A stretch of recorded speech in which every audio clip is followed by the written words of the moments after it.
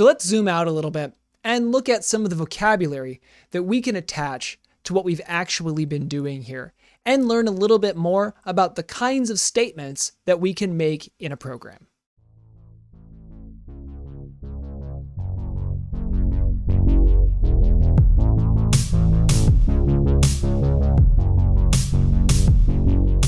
Really what we're doing when we're writing a program is we're writing instructions. And all the instructions that we're going to use in this course can be classified as something called an expression. And expressions are essentially just complete ideas. So something like coffees gets 4 or coffees plus a sign 1, those are both complete thoughts. They essentially do a thing completely and then that's the end of the line. However, we also can do things beyond just assigning and modifying variables. We can use things called functions to enhance a little bit what we can do. And they come in two varieties. One is productive and the other is non-productive. And when I say productive and non-productive functions, I mean some functions are productive. They actually give us something back when we use them. Other functions are non-productive and they just do simple things such as printing values to the screen.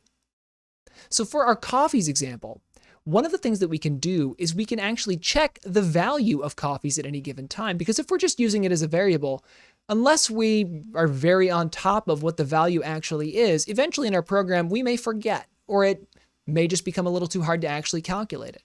So in my new program, I'm going to add just one more line, 3 expressions. 1, coffees gets 4, coffees plus equals 1. And then the last is this print thing. I'm just going to print coffees. Now notice the difference here.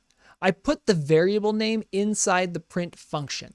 If I were to print something like this, it would literally interpret that to mean the letters in order as they appear, and it would print the word instead of the value of the variable. So it's important to know that when we print something, there's a difference between printing something with quotes around it and printing something using a variable name, which we can do. One gets us a value and one gets us a word.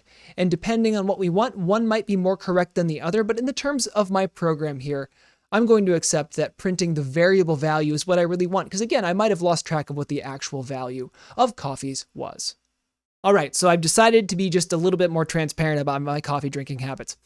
I'm going to write a program that now uses a productive function to display the sort of alternate side of what functions can do. I'm going to use the input function to allow myself to input the amount of coffees I actually drink in a day. And then I'm going to use the print function to print that out. So you notice I have 2 instructions, so it's a new program, 2 instructions long, that has coffees gets the value of what I put in the input function. And it's going to look something like this on the screen.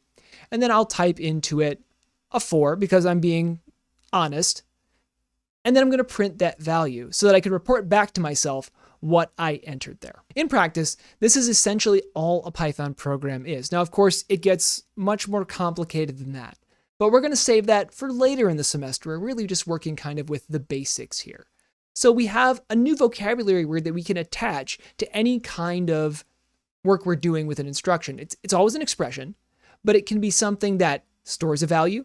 It can be something that prints a value, or it could be something that allows us to input a value. So we're still rotating around this idea of variables and storing things in memory, which again is an extremely powerful thing, especially at this stage. You can already kind of start to think of things you could do with the ability to take in numbers, multiply them, add them, and do all sorts of different arithmetic operations.